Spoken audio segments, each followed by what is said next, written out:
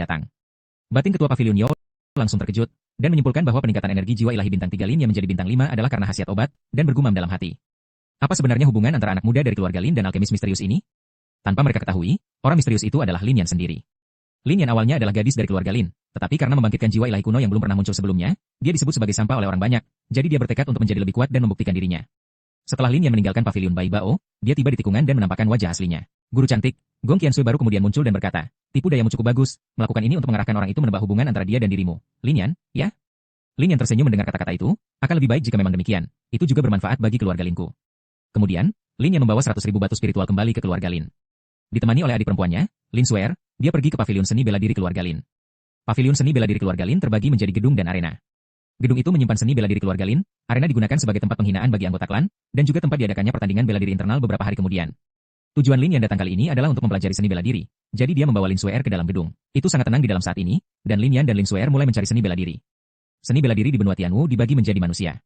Ada 6 tingkat bumi dan surga dan roh Allah, masing-masing tingkat memiliki 4 jenis, lebih rendah, menengah dan tinggi. Lin Yan dengan cepat menemukan seni bela diri favoritnya. Siapapun yang memukul tinju Feng Lei akan menjadi Anda. Lin Suer kuat dan berkata segera, jangan beritahu saya.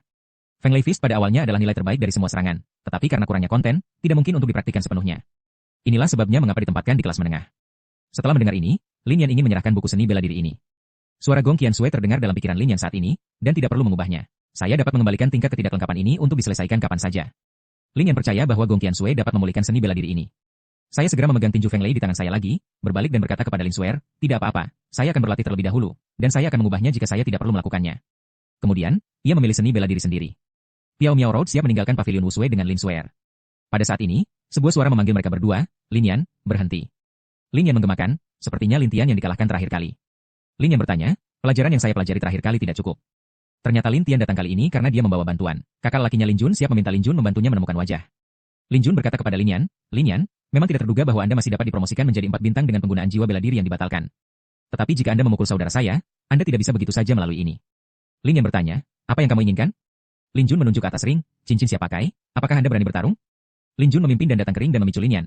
Lin Yan, jika Anda seorang pria, datang dan pukul saya. Lin Yan belum pernah mendengar permintaan seperti itu, jadi dia segera menyerahkan seni bela diri di tangannya ke Lin Suer untuk diamankan dan berjalan ke arena. Anggota keluarga Lin sering berbicara. Apakah Lin Yan seorang penari bintang 4 adalah otak yang buruk? Lin Yan, yang berani menantang bintang 6, memperhatikan anggota suku ini. Setelah berdiri di arena, Lin Jun mengatakan secara rinci, mari kita beraksi. Rumput tembak. Ada juga hal yang baik. Lin Yan bergegas langsung ke Lin Jun tanpa mengucapkan sepatah kata pun, dan tinju seperti hujannya jatuh dengan liar untuk memuaskan hobinya yang istimewa. Setelah beberapa saat, tubuh Lin Jun ditutupi dengan memar, dan kemudian Lin Yan menendangnya kembali. Kemudian Lin Jun berkata dengan napas, bagaimana mungkin? Anda sudah 6 bintang. Melihat bahwa kungfunya tidak sebagus Lin Jun menggantikan jiwanya dengan pedang besar. Dia ingin mengambil Lin Yan dalam satu gerakan, dan Lin Yan juga menggantikan jiwanya dengan penghalang hidup dan mati. Kemudian kedua jiwa itu terbang ke udara dan akan menyentuh, pedang besar Lin Jun tiba-tiba berhenti. Lin Jun segera terpana. Apa yang terjadi? Jiwaku dikendalikan. Lin Yan mengambil kesempatan itu dan datang ke Lin Jun dan meninju dia, lalu mendorong Lin Jun keluar dari ring dengan bergerak. Setelah jatuh ke tanah selama sisa hidupnya, Lin Jun jatuh ke tanah dengan luka di seluruh tubuhnya. Lin Yan berkata kepada kedua saudara laki itu, dari masa depan, jika kalian dua saudara masih ingin bertarung, saya akan menemani Anda kapan saja. Kemudian dia mengambil Lin Suer dan pergi ke mata anggota klannya dengan ekspresi yang berbeda. Bagaimana rasanya memiliki master yang cantik dan saudara perempuan yang berbakat pada saat yang sama? Setelah Lin Yan kembali ke kamar, dia meminta bos yang cantik untuk menyerang Qiansui dan menyempurnakan tinju Feng Lei. Serang Qiansui mengambil alih seni bela diri, melihatnya dan kemudian membuangnya. Dia berkata kepada Lin Yan, oke, aku bisa mengajarimu. Sebelum Lin Yan kagum, Gong Qiansui menyamarkan pakaiannya dalam hitungan detik. Dia mulai menunjukkan tinju Feng Lei yang sempurna secara langsung, dan kemudian meninju dinding halaman. Asap menghilang dan dinding halaman pecah. Lin Yan terkejut dengan kekuatan pukulan ini. Gong Qiansui berkata dengan tenang, apa ini? Bahkan jika orang yang sangat kuat tidak menggunakan seni bela diri, ia dapat menghancurkan dinasti dengan gelombang tangannya. Kemudian Lin Yan mulai berlatih Feng Lekuan dan Pupu Bu dengan keras. 2 bulan kemudian, Lin Yan bersedia jatuh, dan Lin Yan melintas dan menggunakan langkah mengambang untuk datang ke batu besar, dan membombardir batu besar dengan angin dan tinju guntur. Asap menghilang dan batu itu segera meledak. Lin Yan berbalik dan tiba-tiba menyadari sesuatu. Dia segera duduk bersila, memadatkan energi spiritual surga dan bumi dan memasuki tubuhnya. Dengan suara yang ketakutan, Lin Yan berdiri dan berkata, saya tidak berharap bahwa tingkat budidaya saya dapat mencapai 7 bintang dan 5 lebih dari malam-malam. Sebelum Lin Yan bahagia, Lin Suer datang ke Lin Yan dan melambaikannya. Lin Yan, yang melihat petunjuk itu, berseru, apakah Anda tidak menginjak 2 bintang 2 bulan yang lalu? Bagaimana Anda mencapai 5 bintang? Lin Suer mengatakan bahwa dia baru saja berlatih dengan santai dan menerobos ke bintang 5. Lin Yan sangat terkejut ketika dia mendengar ini. Dia sangat marah sehingga dia membantunya dengan bantuan gerbang hidup dan mati dan Gong Qiansui. Hanya butuh 2 bulan untuk mencapai 7 bintang dari 6 bintang. Good guy, saudara perempuan saya, telah menggunakannya selama 2 bulan terakhir dan terbang langsung sebagai roket. Gong Qiansui mengatakan kepada Lin Yan bahwa meskipun Lin Suer telah membuat kemajuan cepat karena sistem Tianyang, jiwanya perlu dibangunkan setelah sistem sepenuhnya dirangsang. Setelah Lin Yan mengetahui hal ini, dia menghibur Lin Suer untuk tidak merasa rendah diri karena dia tidak punya jiwa. Kemudian keduanya setuju untuk bekerja sama. 2 hari kemudian, Lin Yan dan Lin Suer datang ke tempat Zubi bersama. Ketika anggota keluarga Lin duduk, batch pertama secara resmi dimulai. Permainan ini dimainkan dalam bentuk pertempuran cincin, dan setengah dari pemain akan dieliminasi di setiap putaran sampai 3 pemain teratas diputuskan. Lawan pertama Lin Yan adalah Lin Yan bintang 6. Setelah keduanya berjuang untuk menipu kelas, Lin Yan dengan mudah mengalahkannya dengan satu telapak tangan. Lin Suer juga berhasil mengalahkan lawan pertamanya. Sayangnya, setelah memasuki babak kedua, ia dikalahkan oleh seorang mahasiswa tingkat 2 yang lebih kuat darinya. Lin Yan berhasil melewati babak kedua dan memasuki babak ketiga. Pada saat ini, hanya ada 13 orang yang tersisa di lapangan, dan lawan akan diatur di babak berikutnya dengan menggambar banyak. Di antara generasi muda keluarga Lin, bintang 8 dan 5 dengan tingkat budidaya tertinggi, memenangkan undian kosong di babak ini dan langsung maju ke babak keempat. Yang lain merasa lega ketika mereka melihat adegan ini. Lagi pula, tidak ada yang berharap untuk bertemu Lin Yan di babak ketiga. Apa yang akan Anda lakukan jika lawan Anda yang dikalahkan oleh Anda belum lama ini datang ke pintu dan dipukuli lagi? Jawabannya tentu saja memukulnya lagi. Lin Yan tidak menyangka bahwa takdir ini begitu ajaib. Lawannya di babak ketiga adalah Lin Jun. Setelah naik ke atas panggung, Lin Yan menyapa dengan antusias. Lama tidak bertemu, Lin Jun, kita bertemu lagi. Lin Jun menjawab dengan tatapan mata yang tegas, kalah darimu terakhir kali adalah kesalahanku, tapi kali ini kau tidak akan seberuntung itu. Karena aku sudah mencapai praktisi bela diri bintang 7. Lin Yan berkata dengan tenang, praktisi bela diri bintang 7? Itulah kepercayaan dirimu? Lin Jun murka. Apa maksudmu? Lin Yan mengambil kuda-kuda dan menjawab, tidak ada apa-apa, aku hanya ingin meminta maaf terlebih dahulu. Kali ini, kau tetap akan kalah di tanganku. Setelah mendengar itu, kemarahan Lin Jun semakin membara, ia diremehkan begitu rupa oleh lawannya. Begitu wasit mengumumkan, pertandingan dimulai. Lin Jun langsung mengaktifkan mode amukan, menyerang Lin Yan terlebih dahulu dan berteriak, kali ini aku tidak akan memberimu kesempatan untuk menggunakan jiwa sucimu. Menghadapi Lin Jun yang bersemangat membara, Lin Yan sama sekali tidak gentar. Aku tidak perlu menggunakan jiwa suciku, aku tetap akan mengalahkanmu. Begitu kata-kata itu jatuh. Lin Jun sudah tiba di depan Lin Yan. Namun tiba-tiba, sosok Lin Yan menghilang di hadapannya. Ternyata Lin Yan menggunakan langkah sekejap. Sebelum lawan sempat bereaksi, ia sudah berada di belakang Lin Jun, mengayunkan tinjunya. Lin Jun meraung marah dan berbalik, membalas pukulan dengan pukulan. Hanya dalam satu pertemuan, Lin Jun sudah terpukul mundur oleh Lin Yan. Lin Jun menstabilkan diri, terengah-engah dan berkata, langkah sekejap, kau sudah mulai melatih seni bela diri. Dan kekuatan ini, kau adalah praktisi bela diri bintang 7? Lin Yan mencibir, baru tahu sekarang? Kemudian ia dengan cepat bergerak ke depan Lin Jun. Dengan sekali tendangan, ia langsung menjatuhkan Lin Jun dari panggung. Lin Yan berhasil melaju. Setelah itu, yang tampil dengan pandangan meremehkan adalah si cantik Lin Yan dari keluarga Lin. Dia juga adalah anggota klan yang kekuatannya hanya di bawah Lin Wu di antara generasi keluarga Lin. Dia sudah menjadi praktisi bela diri bintang 8. Lawannya hanyalah praktisi bela diri bintang 7. Tanpa diduga, ia berhasil melaju dengan sangat mulus. Dalam babak ini, total 7 orang berhasil maju. Tetua keluarga Lin segera mengumumkan bahwa mereka akan langsung masuk ke perebutan 3 besar. Dan menanyakan apakah ada yang ingin mengundurkan diri secara sukarela. Begitu kata-kata itu jatuh, 3 dari 7 orang mengundurkan diri. 4 orang yang tersisa tetap mengundi untuk menentukan lawan mereka. Lawan Lin Yan di babak ini adalah Tuan Muda Lin Tao dari keluarga Lin. Meskipun seorang Tuan Muda, kekuatan Lin Tao sudah sangat dekat dengan praktisi bela diri bintang 8. Selain itu, ia juga memiliki jiwa suci angin yang langka. Begitu keduanya naik ke panggung, Lin Tao langsung berkata, Lin Yan, aku tahu kekuatanmu tidak buruk, jadi jangan kita buang-buang waktu. Begitu kata-kata itu jatuh, ia langsung memunculkan jiwa suci anginnya. Lin Yan melihat ini dan juga memunculkan jiwa suci hidup matinya. Ayo, Lin Tao segera bergerak. Dengan restu jiwa suci anginnya, ia memilih untuk menunggu kesempatan, berlari mengelilingi Lin Yan. Namun sayangnya, ini justru sesuai dengan keinginan Lin Yan. Ia segera menggunakan jiwa suci hidup mati untuk mengendalikan jiwa suci Lin Tao. Karena Lin Tao menggunakan jiwa sucinya untuk menyelimuti seluruh tubuhnya dan memperkuat dirinya. Maka, saat Lin Yan menggunakan jurus ini, tubuhnya juga ikut membeku. Ekspresi Lin Tao langsung berubah. Lin Yan memanfaatkan kesempatan itu, menggunakan langkah sekejap untuk dengan cepat tiba di sisi Lin Tao, berubah menjadi Superman bermata merah dan menghajar Lin Tao dengan brutal, lalu memberikan pukulan kuat yang membuatnya terlempar, menyelesaikan pertandingan babak ini. Setelah wasit mengumumkan kemenangan Lin Yan, mengedepankan prinsip persahabatan di atas segalanya. Semangat pertandingan di urutan kedua. Lin Yan turun dari arena dan menghampiri Lin Tao, bertanya, tidak apa-apa? Lin Tao tidak menyangka ia akan kalah secepat itu. Ia menghela napas dan berkata, tidak apa-apa. Nanti, jika ada kesempatan, mari kita bertanding lagi. Ia lalu meraih telapak tangan Lin Yan dan berdiri. Keduanya saling tersenyum, dan Lin Yan menjawab, dengan senang hati. Lin Yan awalnya adalah tuan muda keluarga Lin, tetapi karena jiwa sucinya dianggap sampah, ia diremehkan oleh anggota klan. Namun dalam kompetisi besar klan ini, ia terus-menerus mengalahkan lawan dan akhirnya berhasil melaju ke babak final. Akankah ia bisa membuktikan dirinya dengan ini? Setelah Lin Yan mengalahkan Lin Tao, pertandingan antara Lin Yan dan Lin Yan secara resmi dimulai. Keduanya memiliki kekuatan praktisi bela diri bintang 8. Oleh karena itu, pertarungan langsung sangat sengit sejak awal, dan kekuatan keduanya bisa dikatakan seimbang. Kemudian Lin Yan menggunakan seni bela diri tinju raungan harimau, dan Lin Yan membalas dengan seni bela diri telapak pedang surgawi. Setelah keduanya beradu, keduanya terpukul mundur oleh lawan. Akhirnya, dengan Lin Yan yang keluar dari batas arena, Lin Yan meraih kemenangan ini. Awalnya diperkirakan yang selanjutnya akan menjadi final, namun tak disangka, semua orang dari keluarga Lin tidak menyukai Lin Yan, sehingga Jing Yu langsung mengumumkan bahwa Lin Yan mendapatkan penentuan peringkat. Lin Yan tentu saja tidak terima. Ia langsung bertanya, bagaimana kompetisi klan bisa berakhir begitu saja? Aku belum bertarung dengan Lin Yan. Anggota keluarga Lin mendengar perkataan Lin Yan dan mencemooh, dia juga pantas bertarung? Menang beberapa pertandingan langsung besar kepala, ya? Ayah Lin Yan, kepala keluarga Lin, juga tidak yakin dengan putranya dan berniat menghentikannya. Lin Yan saat itu berkata dengan tenang, menurut peraturan, Lin Yan dan aku masih bisa melanjutkan pertandingan, kan? Lin Yan telah berlatih siang dan malam selama 2 bulan demi kompetisi besar ini, mana mungkin ia rela hanya mendapatkan posisi ketiga? Ayah Lin Yan melihat tekad di mata Lin Yan, dan kegigihannya. Setelah bertukar satu sama lain. Setelah menguji satu sama lain dengan satu jurus, mereka saling menarik jarak.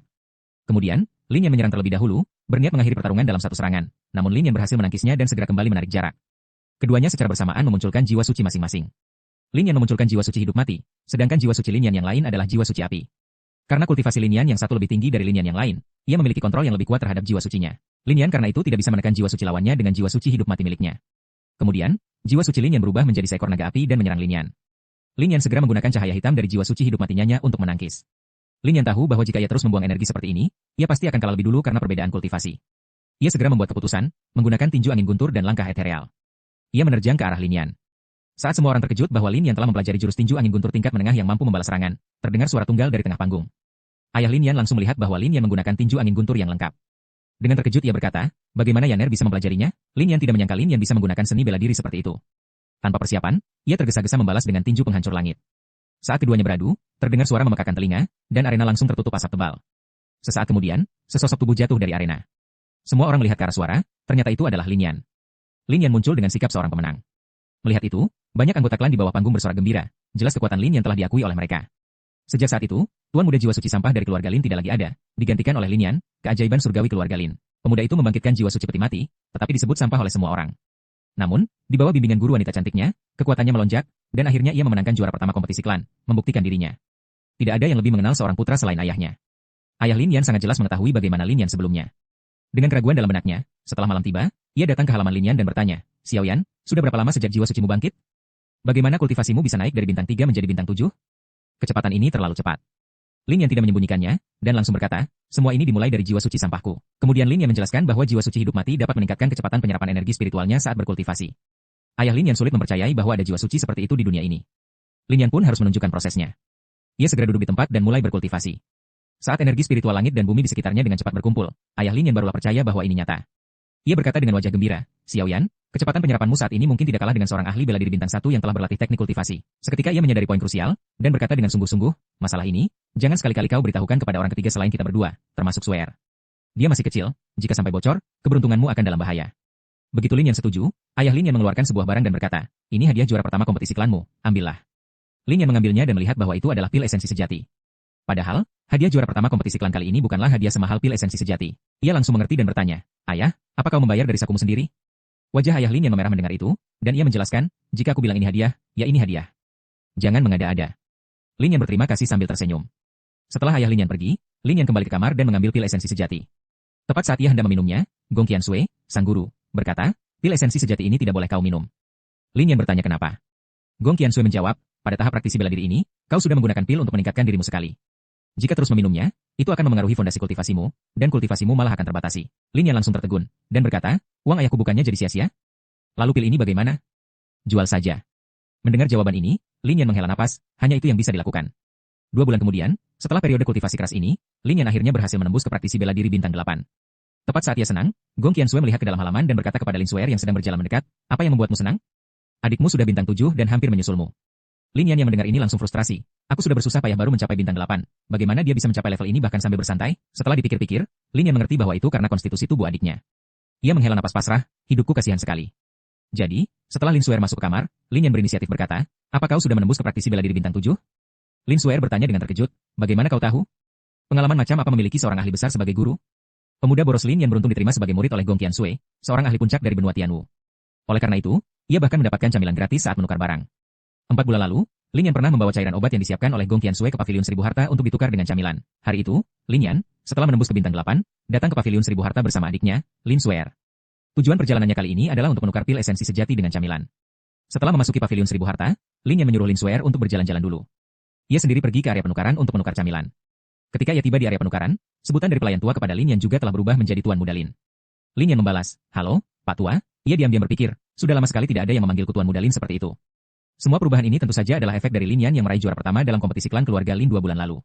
Pelayan tua kemudian berkata kepada Lin Yan, Tuan Muda Lin, Anda terlalu sungkan. Ketua paviliun kami mengatakan bahwa ia ingin memperlakukan Anda sebagai tamu terhormat. Begitu melihat Anda datang, Ketua paviliun meminta saya untuk membawa Anda menemuinya. Lin Yan mendengar itu dan menjawab, baiklah, tolong pimpin jalannya. Kemudian ia mengikuti pelayan tua ke tempat Ketua paviliun Yao. Begitu Ketua paviliun Yao melihat Lin Yan, ia menunjukkan kegembiraan, dan panggilannya kepada Lin Yan juga berubah menjadi Tuan Muda Lin. Setelah keduanya duduk, Ketua paviliun Yao langsung berkata, Tuan Muda Lin, saya ingin bertanya, apakah ada seorang ahli di belakang Anda yang membimbing Anda? Lin Yan memang menunggu kalimat ini, trik yang ia susun sebelumnya mulai menunjukkan efeknya. Ia langsung menunjukkan ekspresi terkejut dan berdiri seraya berkata, Ketua paviliun Yao, bagaimana Anda tahu? Mendengar itu, Ketua paviliun Yao diam-diam berkata, tampaknya dugaanku benar. Lin Yan kemudian berkata dengan ekspresi khawatir, Ketua paviliun Yao, guru tidak suka menonjolkan diri, Anda jangan sampai membocorkan informasinya, kalau tidak, itu akan membuatnya tidak senang. Ketua paviliun Yao mendengar itu dan menjawab sambil tersenyum, Tuan Muda Lin, tenang saja, saya tidak akan pernah membocorkan informasi apapun. Cepat silakan duduk. Lin Yan baru duduk kembali setelah mendengar itu, menunjukkan ekspresi lega. Barulah ia menanyakan tujuan Lin Yan datang ke paviliun 1000 harta kali ini. Lin Yan langsung menjawab, saya datang untuk menukarkan pil esensi sejati ini. Ketua paviliun Yao, dengan sekali lihat, langsung mengenali bahwa pil yang ada di tangan Lin Yan adalah pil yang sebelumnya dibeli oleh ayah Lin Yan, kepala keluarga Lin, dari paviliun 1000 harta. Lin Yan memuji Ketua paviliun Yao atas ketajaman matanya. Ketua paviliun Yao sebagai penjual bertanya, Tuan Muda Lin, Anda ingin menukarnya dengan camilan, apakah ada masalah dengan pil esensi sejati ini? Lin Yan dengan tenang berkata, pil esensi sejati ini tidak ada masalah. Tapi guru saya mengatakan, ini hanyalah pil tingkat 2, saya tidak perlu meminumnya. Dia bisa dengan mudah membuatkan pil tingkat 3 untuk saya. Mendengar perkataan ini, ekspresi Ketua paviliun Yao terkejut dan ia berpikir, berarti gurunya setidaknya adalah seorang alkemis tingkat 3. Aku harus menjalin hubungan baik dengannya. Inilah tujuan sebenarnya Lin Yan datang ke paviliun 1000 harta. Ketua paviliun Yao sebagai satu-satunya alkemis di kota Jiangchuan, statusnya tentu tidak perlu dipertanyakan. Jika ia bisa mendapatkan bantuannya, perkembangan keluarga Lin di kota Jiangchuan di masa depan akan sangat lancar. Ketua paviliun Yao mengonfirmasi pil Lin Yan, dan memang adalah buatannya. Ia langsung berkata, Tuan Muda Lin, pil esensi sejati ini, kepala keluarga Lin membelinya dari saya seharga 30.000 batu roh. Karena Tuan Muda Lin ingin menukarnya, maka saya akan membelinya kembali seharga 35.000 batu roh. Berandalan kecil di hadapannya itu, di depan Lin Yan, justru menggoda adiknya. Ini sudah tidak tertahankan lagi. Lin Yan memutuskan untuk membuat berandalan kecil itu membayar harganya, tetapi tak disangka, setelah menghajar yang muda, yang tua pun datang. Setelah Lin Yan dengan senang hati menerima uang dalam jumlah besar, ia menemukan Lin Suer, dan dengan murah hati berkata, kau suka apa? Kakak akan membelikannya untukmu. Lin Suer tentu saja tidak sungkan dengan kakaknya sendiri, dan menunjuk ke sebuah gelang di samping. Lin Yan mengambilnya dan melihat harganya hanya 1000 batu roh. Ini adalah hal yang sangat mudah bagi Lin Yan yang sekarang menjadi sultan dadakan. Tepat saat hendak membayar, sebuah suara terdengar dari belakangnya, gelang dengan harga segini, mana mungkin Lin Yan mampu membelinya? Adik Suer, bagaimana kalau aku saja yang membelikannya untukmu? Orang yang datang adalah Wang Teng dari keluarga Wang. Wang Teng menatap Lin Suer dan mengeluarkan tawa aneh. Lin Yan sangat tidak senang melihat adegan ini. Kau ini siapa, Wang Teng? Beraninya kau berniat buruk pada adikku? Jika kau ingin membela Wang Fei, katakan saja langsung. Wang Teng menjawab dengan arogan, memangnya kenapa? Apa kau Lin Yan berpikir bahwa keluarga Wang kami bisa diintimidasi oleh siapa saja? Tepat saat keduanya berada di ujung tanduk, aura dahsyat menyapu dan terdengar suara berteriak. Bocah keluarga Wang, apa kalian pikir paviliun 1000 harta saya adalah tempat di mana kalian bisa bertindak sembarangan? Orang yang datang itu adalah ketua paviliun Yao. Ekspresi semua orang dari keluarga Wang langsung membeku, Lin Yan juga terkejut oleh aura ini. Meskipun aura ini jelas tidak ditujukan padanya. Gong Qiansui berkata, orang ini adalah ahli bela diri bintang 6. Ayahmu adalah ahli bela diri bintang 5. Selain itu, ia adalah alkemis, memiliki kekuatan jiwa. Ayahmu sungguh tidak akan bertahan lebih dari 3 jurus melawannya. Lin Yan langsung tertegun. Ia tahu ketua paviliun Yao sangat kuat, tetapi tidak menyangka ia lebih hebat dari ayahnya sendiri. Wang Teng, setelah ditekan seperti itu, dengan hormat menyatakan bahwa mereka tidak datang untuk bertindak sembarangan. Namun, saat itu ketua paviliun Yao jelas memihak Lin Yan, memarahi anggota keluarga Wang karena mengganggu nona muda Lin Yan. Tanpa menunggu keluarga Wang memahami situasinya, dia mengangkat tangan dan melayangkan telapak tangan, menghantam mereka keluar pintu, sambil berteriak. Jika kalian berani datang membuat masalah lagi di kemudian hari, kepala kalian akan digantung di luar gerbang paviliun harta karun putih. Kemudian, dia berbalik dan meminta maaf kepada Lin Yan. Lin Yan, tidak berani jual mahal, berkata. Ketua paviliun Yao meminta gelang yang disukai Lin Yan, lalu langsung memberikannya kepada Lin Yan. Lin Yan tentu saja menerima niat baik ini.